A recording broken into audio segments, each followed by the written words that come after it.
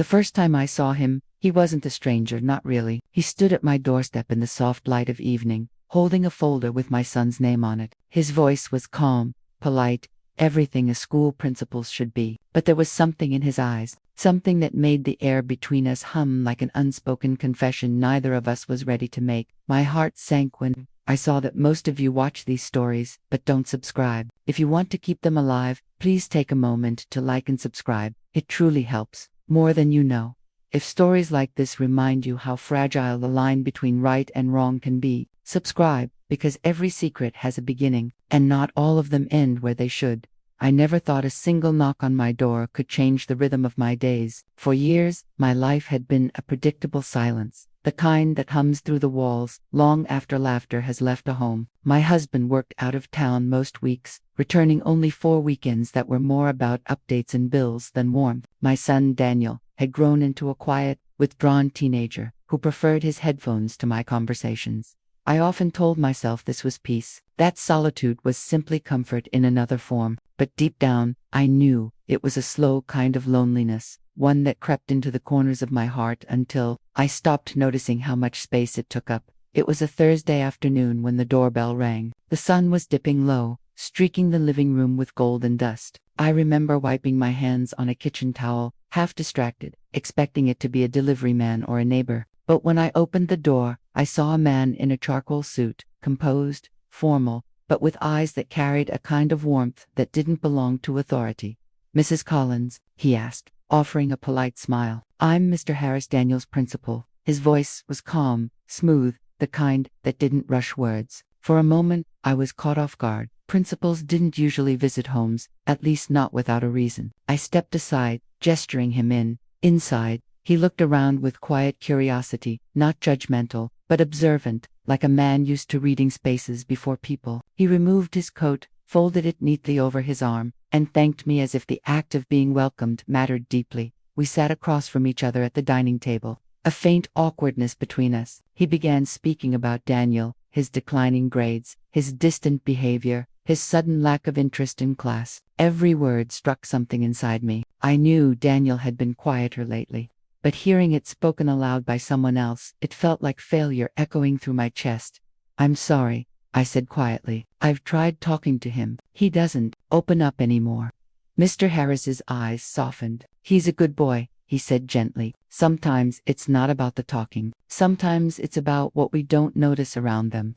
I looked at him, surprised by the kindness in his tone. Most teachers and principals were factual, distant, but he spoke like someone who had known silence too. His words lingered even after the conversation drifted to other things: the weather, the house, small talk that felt strangely easy. At one point, he asked if I'd like tea. I laughed and said it was my job as the host. He smiled, almost shyly, and said, "Then, allow me to keep you company." I remember watching him as the kettle hissed. There was something about the way he carried himself, calm, measured, as if the world didn't rush him. I hadn't realized until that moment how long it had been since someone had looked at me when I spoke, really looked. When he finally stood to leave, the sun had dipped completely, leaving a quiet orange afterglow through the curtains. At the door, he turned back once more. "Daniel's lucky," he said softly. "He has a mother who still cares enough to be worried."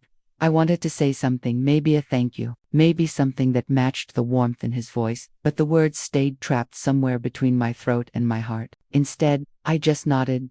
As he reached for the door handle, our hands brushed. A tiny, accidental thing, but in that brief contact, something flickered, not desire, not yet, but a recognition, the kind you feel when you see someone who carries the same kind of loneliness you've been hiding. He paused, just a second too long, then smiled politely and left. When the door closed, I stood there for a long time, staring at the space where he'd been. The scent of his cologne, faint cedar and rain, lingered in the air. Daniel was still in his room upstairs, his music faint through the walls, unaware that something invisible had shifted downstairs. That night, as I lay in bed, I couldn't stop replaying his words. Sometimes it's about what we don't notice around them. I had been thinking about my son, but now, somehow, I found myself thinking about him. I told myself it was nothing, just a conversation, just kindness, just a principal doing his job. But a small part of me, the part that had been asleep for years, whispered that maybe it wasn't that simple. The next morning, I found myself waiting for Daniel to mention him. He didn't. Neither did I, but as I packed his lunch, I caught myself wondering if Mr. Harris would see him today, if he'd think of me, if he even remembered the way our hands had brushed. I tried to shake it off, but all through the day, the thought followed me, quiet, uninvited, persistent, and somewhere deep inside, I knew this was the beginning of something I wasn't ready for. The days that followed felt heavier somehow, not with sadness, but with an invisible weight that I couldn't quite name. It was strange, really. Before that visit, my mornings were mechanical. Make breakfast, pack lunch, remind Daniel of his bus schedule, and then sit at the kitchen table, pretending to read, while the silence filled the house. But now, even the silence felt different. It had a pulse. It had his voice somewhere in it. I tried to push the thought away, but every sound seemed to pull me back. The kettle's whistle reminding me of the tea he never drank. The faint knock echoing in my memory like a song that refused to fade. I told myself it was harmless admiration. Maybe, for someone who had shown genuine kindness in a life that had forgotten how to offer it. But then, it happened again, a week later. Mr. Harris came back. This time, I was in the backyard, pruning the dying roses, when I heard his voice call from the gate. I turned, startled. He stood there in the afternoon light, sleeves rolled up, coat in hand. That same calm expression that somehow made everything around him feel slower. He smiled politely. "I was in the neighborhood," he said. "Thought I'd drop by and give you an update on Daniel." An update. My heart stuttered at the excuse.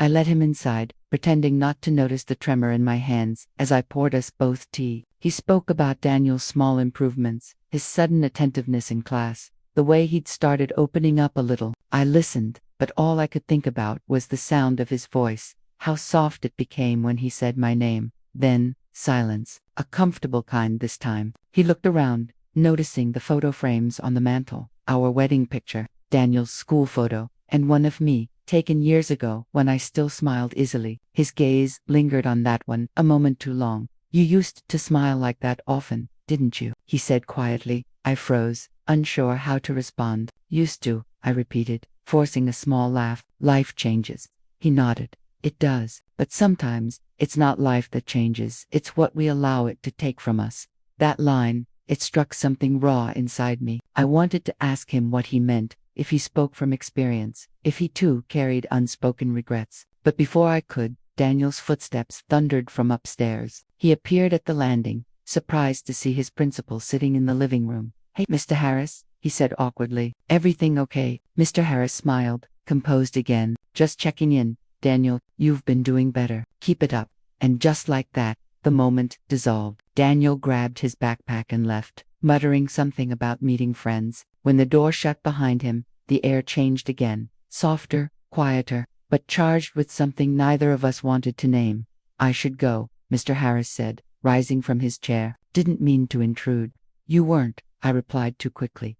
He smiled, that same gentle one, then hesitated at the doorway. "If you ever feel overwhelmed, or just need to talk about Daniel, or anything, really, you can reach out." He slipped a small card onto the table. His name, his number, the school's logo printed neatly beneath. It should have felt formal, professional, but it didn't. It felt like an opening dot. After he left, I sat staring at that card. The clock ticked, the tea went cold, and the world outside moved on. But inside me, something had awakened. A quiet curiosity that bordered dangerously on longing. That night, I dialed his number once, just to hear how it sounded. I didn't call, I just held the phone, listening to the static hum. It was absurd, foolish even, but in that moment, the loneliness didn't feel as sharp. Days turned into weeks. Mr. Harris didn't visit again, but his presence remained in my thoughts, in the quiet moments between chores, in the way I began to look at myself in the mirror again. I noticed small things, the way I fixed my hair, the perfume I hadn't used in months, the faint thrill of waiting for Daniel to mention his name. One afternoon, Daniel came home late. His shirt was wrinkled, his face a mix of guilt and confusion. I asked him where he'd been, but he shrugged, muttering something about extra help from Mr. Harris. I felt my pulse quicken, not out of suspicion, but anticipation. That night, as I lay in bed, my mind painted pictures of that classroom, of his patient voice, of his eyes lifting toward the door as though expecting me to walk in. The line between reality and imagination began to blur. It was a Friday evening when I finally texted him. Just one message. "Thank you for everything you've done for Daniel. It means more than you know," he replied minutes later. "You don't have to thank me. Sometimes people cross paths for reasons we don't see right away." I read that line over and over, then again before sleeping, and again when I woke up. For the first time in years, I felt alive, not happy, not safe, but alive. That strange electricity of something forbidden yet tender pulsed beneath my skin, and somewhere deep within, I knew this connection, silent and fragile as it was, would not stay unspoken for long. It started with words, just words, gentle, careful, wrapped in politeness, but heavy with meaning, the kind that linger long after the phone is put down. Mr. Harris, or Daniel, as I had begun to call him in my mind, would text occasionally, always about school, always with a reason, but every message seemed to slip slightly beyond the boundaries of what should have been said. He'd ask how I was doing, how the house felt now that my husband was away more often for work. I'd reply casually, telling myself it was harmless, that we were just two adults sharing conversation in a lonely world. But deep down, I knew that each exchange brought us closer to a line that neither of us wanted to acknowledge. The first time we met outside school, it wasn't planned, at least, that's what I told myself later. I was at the local bookstore on a rainy afternoon, flipping through novels I didn't intend to buy, when I heard his voice behind me. "You always pick the books with the saddest endings," he said softly. I turned, startled, but when I saw him, that same calm warmth filled the air again. He stood there in a navy coat, raindrops glistening in his hair, looking more like a scene from a story than a man who was supposed to stay professional. We laughed, awkward at first, then comfortably, as though this moment had been waiting for us. We walked to the cafe next door, the one with the fogged windows and the smell of cinnamon. The rain played its rhythm against the glass as he talked about his life, his regrets, the marriage that had ended quietly a few years back. He spoke of loneliness in a way that felt too familiar. I found myself listening not as a parent, but as a woman who understood. Then came silence, the kind that hums between two people when words aren't enough. His eyes held mine for a moment too long. My fingers brushed the edge of my cup, and his hand moved, not intentional, just close enough to notice. I could feel the weight of everything unspoken in that single inch of space. When I finally spoke, my voice was quieter than I expected. "We shouldn't be here," I said. He didn't argue. He just looked down, then back up. "Maybe not," he said, "but maybe this is where we were meant to be for a moment." That line, it undid me. After that day, nothing was simple anymore. His texts came more often. Sometimes it was just a quote from a book. Sometimes a late-night message that began with "you awake" and ended with hours of conversation that felt both wrong and right. We began to speak in layers, words that meant more than they said. One evening, he called. His voice was low, almost uncertain. "Can I stop by? I just need to drop off Daniel's progress forms." I hesitated, but my heart answered before my mind did. "Yes," I whispered. When he arrived, it was dark outside. The street lamps painted long shadows across the porch. He stepped inside, water dripping from his coat, eyes meeting mine in a silence that said everything we'd been avoiding. He handed me the envelope, but neither of us moved to open it. I don't remember who reached out first. Maybe it was both of us at once. Maybe it was the loneliness that did. All I remember is the moment our hands met, how warm his skin felt against mine, how close he stood, how the world outside vanished into nothing but breath and heartbeat. It wasn't dramatic or loud. It was quiet, terrifyingly quiet, as if the universe itself was holding its breath. "I can't do this," I whispered, pulling back slightly. "This isn't right." "I know," he said softly, his forehead resting against mine, "but tell me you don't feel it too." I didn't answer, because the truth was already between us, thick, undeniable. That night, we crossed the line. Not in a rush, not in passion's blaze, but in silence, in slow surrender. Every second felt like a confession, every touch like an apology we couldn't take back. When he left, the house felt different. The air was heavier, the walls quieter. I sat by the window for hours, staring at the streetlights, half expecting him to turn back. But he and single quotes too. Didn't. The days that followed, guilt became a shadow that never left my side. Every time I looked at my son, I felt it rise, that ache of betrayal, that whisper of shame. Yet beneath it all, there was something darker, longing, because even as I hated myself for what happened, part of me wanted to relive it. We didn't speak for a week after that night. I thought maybe it was over, that the silence was his way of ending it. But then one morning, I found a note slipped under my door. Some mistakes don't fade, they change us. I can't forget you. I don't think I want to. I read it over and over, until the words blurred. I should have torn it apart, burned it maybe, but instead, I kept it, hidden, because I knew this wasn't the end. It was only the beginning of something that would soon demand a price. The days that followed felt like living inside.